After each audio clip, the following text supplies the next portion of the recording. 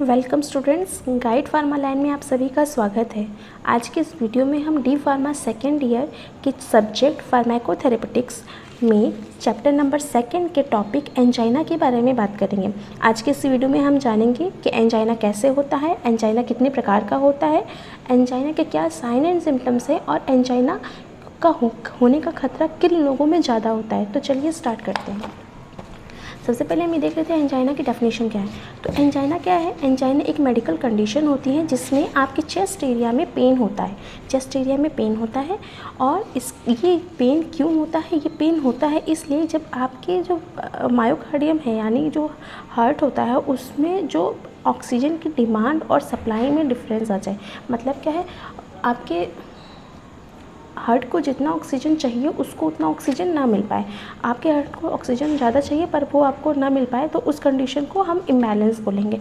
ठीक है, इसी कंडीशन में आपका एंजाइना का अटैक पड़ता है। ठीक है, अब क्या है कि एंजाइना जब ये कंडीशन ऐसी डेवलप हो जाती है कि जब आपकी बॉडी को ऑक्सीजन जितनी चाहिए हार्ट को उतनी नहीं मिल रही है, तो उस केस में क्या होता है, आपके हार्ट या आपके चेस्ट एरिया में पेन होता है और ये पेन जो है आपका हार्ट अटैक का खतरा और स्ट्रोक का खतरा बढ़ा देता है। ठीक है, अब देखिए एंजाइना जो होती है वो क्या है, ये एंजाइना पेक्टोरिस जो है वो आपकी टेम्परेरी है, लेकिन अगर इसको हमने ट्रीट नहीं किया तो आगे चल के ये बड़ी बीमारी में कन्वर्ट हो जाएगी। मतलब क्या है, एंजाइना पेक्टोरिस स्टार्टिंग में तो टेम्परेरी होता है और अगर आपने इसको ट्रीट नहीं किया तो आगे चल के वो हार्ट अटैक का रूप ले लेती है।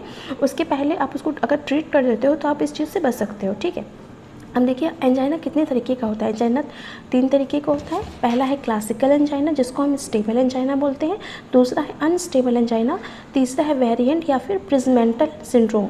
ये 3 तरीके के एंजाइना हैं। जो आपका क्लासिकल एंजाइना है उसको हम स्टेबल एंजाइना बोलते हैं। अब देखिए स्टेबल क्या होता है, स्टेबल का मतलब होता है स्थिर होना। स्थिर, अब स्थिर का मतलब क्या है, जब कोई चीज़ रुकी हुई है। अब इसमें क्या होता है, जो आपका स्टेबल एंजाइना है इसमें क्या होता है, आपका जो एथेरोस्क्लेरोसिस हो जाता है, आपकी कोरोनरी आर्टरीज जो है उसमें एथेरोस्क्लेरोसिस हो जाता है। मतलब जो ये आर्टरीज है इसमें क्या है, एथ्रोमा का फॉर्मेशन हो जाता है, एथेरोस्क्लेरोसिस हो जाता है। मतलब एक तरीके का ब्लॉकेज आप समझ सकते हैं कि ये है, इसमें एक ब्लॉकेज क्रिएट हो गया। ठीक है, ये हुआ आपका क्लासिकल एंजाइना। अब देखिए स्टेबल है, मतलब कि ये ब्लॉकेज बढ़ नहीं रहा है, ये स्टेबल है, एज इट इज़ रुका हुआ है, तो इसलिए हम इसको स्टेबल एंजाइना बोलते हैं। अब दूसरा है अनस्टेबल एंजाइना। अनस्टेबल एंजाइना का मतलब क्या होता है, प्रोग्रेसिव ऑक्लूजन या एंड रैप्चर ऑफ प्लैग। मतलब प्रोग्रेसिव ऑक्लूजन का मतलब क्या हुआ कि ये जो प्लैग बना है, मतलब जो आपकी वॉल है उसमें जो प्लैग बना है, प्लैग का मतलब क्या होता है, जब एक तरीके का डिपोजिशन आप समझ सकते हैं कि डिपॉजिट हो रहा है, कोई भी चीज़ डिपॉजिट हो रही है आपके आर्टरीज में, तो ये जो यहाँ पर डिपोजिशन हुआ ये टाइम बढ़ता जाए। मतलब ये पहले छोटा था, फिर उसके बाद कुछ टाइम बाद ये बड़ा हो जाए, उसके आगे और बड़ा हो जाए। तो मतलब ये जो चीज़ है वो ये ऐसे ही एज इट इज़ थी, बट ये बढ़ती जाएगी, टाइम ये बढ़ती जाएगी। पहले छोटी थी, फिर और बड़ी, फिर और बड़ी, फिर और बड़ी करके होती जाएगी। इसको हम बोलते हैं unstable angina. And third one होता है वेरिएंट या फिर प्रिजमेंटल सिंड्रोम। ये क्यों होता है, ये आपकी जो कोरोनरी आर्टरीज है, आपकी ये जो कोरोनरी आर्टरीज है इसमें जब कोई स्पाज्म हो जाए। अब स्पाज्म का मतलब क्या होता है, स्पाज्म मतलब होता है मरोड़ होना। आपकी ये आर्टरी है, ये ऐसी होनी चाहिए, लेकिन स्पाज्म की वजह से इसका स्ट्रक्चर कैसा हो जाएगा, ऐसा, जस्ट लाइक दैट, ऐसा हो जाएगा। तो इसको हम बोलते हैं वेरिएंट एंजाइना या फिर प्रिजमेंटल सिंड्रोम। ठीक है, अब हम एक एक करके तीनों को ही डिस्कस कर लेते हैं डिटेल में। तो सबसे पहला होता है स्टेबल एंजाइना। अब देखिए स्टेबल एंजाइना क्या होता है, स्टेबल एंजाइना तब होता है जब आपकी बॉडी जो पेशेंट है जिनको ये एंजाइना हो रहा है वो कोई फिज़िकल एक्टिविटी कर रहे हो। फिज़िकल एक्टिविटी का मतलब क्या क्या हुआ, एक्सरसाइज कर रहे हों या फिर कोई इमोशनल स्ट्रेस में हो या फिर ज़्यादा जैसे कोई स्ट्रेस हो, उनको ईटिंग है, ज़्यादा खा रहे हों, ये इस कंडीशन में क्या होता है, ये एंजाइना का अटैक आपको पड़ता है। अब देखिए इस कंडीशन में होता क्या है, जब आप एक्सरसाइज करते हो तो आपकी बॉडी को ऑक्सीजन की डिमांड ज़्यादा हो गई। आपने नोटिस भी किया होगा कि अगर आप दौड़ रहे हैं या फिर एक्सरसाइज कर रहे हैं तो आपका जो हार्ट है वो बहुत तेज़ी से पंप करता है। क्यों? क्योंकि उसको उस समय ऑक्सीजन की बहुत ज़्यादा ज़रूरत है। तो उस केस में अगर आपको जो अटैक आता है वो होता है स्टेबल एंजाइना। इसमें क्या होता है, जब हम एक्सरसाइज कर रहे हैं तो हमारी बॉडी में ऑक्सीजन की डिमांड बढ़ रही है। इस ऑक्सीजन की डिमांड बढ़ रही है, लेकिन आपकी बॉडी में क्या है, ब्लॉक है। क्यों ब्लॉक है? क्योंकि वहाँ पे प्लेग का फॉर्मेशन है। मतलब क्या है, आपकी जो आपकी ये आर्टरीज़ हैं इसमें ब्लॉकेज है, ये ब्लॉकेज है। अब क्या है कि अब जो है आपको स्टेबल एंजाइना का अटैक पड़ा है, तो ये ब्लॉकेज है तो क्योंकि अब जब ब्लॉकेज है तो उसमें क्या है, आपका एरिया छोटा हो गया। पहले जहाँ पे इतने एरिया में ब्लड फ्लो कर रहा था, अब वो एरिया घट के इतना हो गया, मतलब उसको एरिया पहले से छोटा हो गया। तो क्या है, स्टेबल एंजाइना में क्या होता है, जब आपकी बॉडी में प्लेग का फॉर्मेशन होता है, आपके आर्टरीज़ में प्लेग का फॉर्मेशन होता है, तो जब आपको ऑक्सीजन की डिमांड ज़्यादा चाहिए तो आपका जो आर्टरीज़ हो, क्योंकि वो उसमें ब्लॉकेज है, तो वो ऑक्सीजन की डिमांड फुलफ़िल नहीं हो पाएगी। क्यों नहीं हो पाएगी? क्योंकि उसके में ब्लॉकेज है और अब वो ऑक्सीजन की सप्लाई उतना नहीं कर पाएगा। इस वजह से जो आपकी बॉडी में क्या होगा, आपको फिर क्या होगा, पेन होगा जब, क्योंकि ये ब्लॉकेज है आपके उसमें, तो ये जो आपकी डिमांड बढ़ी है उसको ये फुलफ़िल नहीं कर पा रहा है। तो डिमांड तो ज़्यादा है, लेकिन ब्लॉकेज की वजह से वो डिमांड पूरी नहीं हो पा रही है। तब होगा क्या, एंजाइना का अटैक पड़ेगा। अब इसमें हम क्या करेंगे, जब अगर आपने स्टॉप कर दिया एक्सरसाइज या फिर उस चीज़ को जिसकी वजह से आपके बॉडी को ऑक्सीजन की डिमांड बढ़ रही थी, तो आप जैसे ही उस चीज़ को स्टॉप कर देते हो, आपकी डिमांड कम हो जाती है। ठीक है, आपकी डिमांड, जैसे आप दौड़ रहे हो, आपने दौड़ रहे हो, डिमांड बढ़ रही है, फिर आपने दौड़ना बंद कर दिया तो आपकी डिमांड कम हो गई।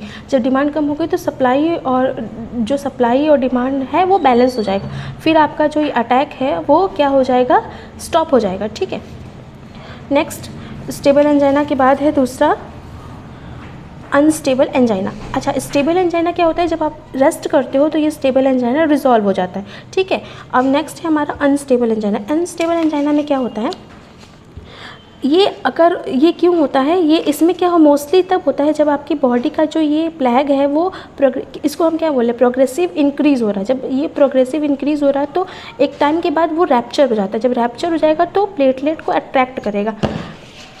इसको मैं इस तरीके से समझ सकते हो आप लोग। ये आपका नॉर्मल आर्टरीज़ है, फिर क्या हुआ, आपकी आर्टरी में ब्लॉकेज हुआ है, ये प्लेग है, इसके ऊपर फाइब्रस कैप लग जाती है, फाइब्रस कैप होती है। अब क्या है, टाइम ये प्रोग्रेसिव आर्टरी है, प्रोग्रेसिव होता रहेगा, मतलब ये साइज़ धीरे धीरे बढ़ती रहेगी। अब एक टाइम के बाद ये बस्ट हो जाएगा, ये यहाँ पे ब्रेकेज आ जाएगा। जैसे जस्ट आप समझ सकते हैं पिंपल, जैसे पिंपल होता है वो एक टाइम के बाद वो फट जाता है, वैसे ही ये बस्ट हो जाएगा। तो बस्ट होने के बाद क्या होगा, अब यहाँ से जो इसका इंटरनल मटेरियल वो बाहर निकलेगा।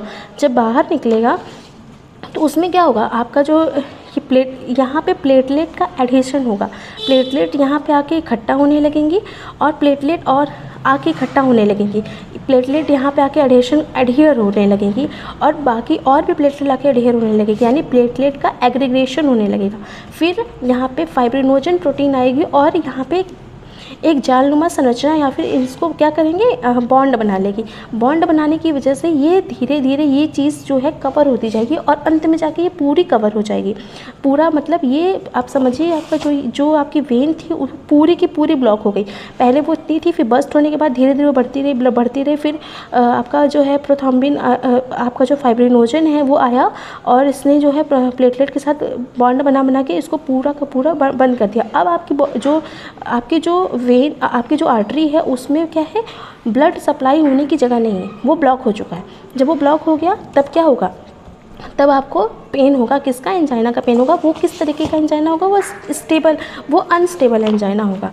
ठीक है, अब इस तरीके के एंजाइना को आप रेस्ट करके रिजॉल्व नहीं कर सकते।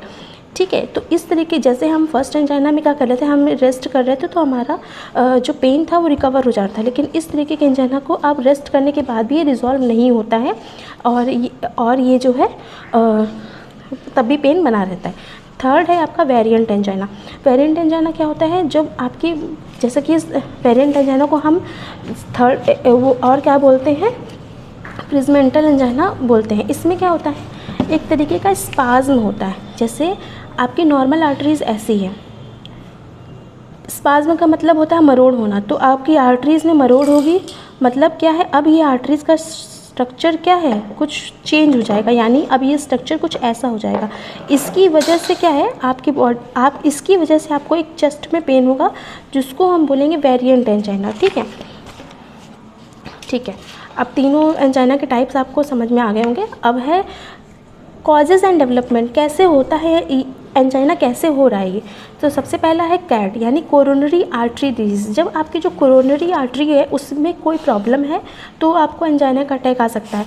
आपकी डायबिटीज़ अनकंट्रोल है, आप ओबेसिटी है, आपको मोटापा है, या फिर हाई ब्लड प्रेशर या हाई कोलेस्ट्रॉल है, तब हो सकता है।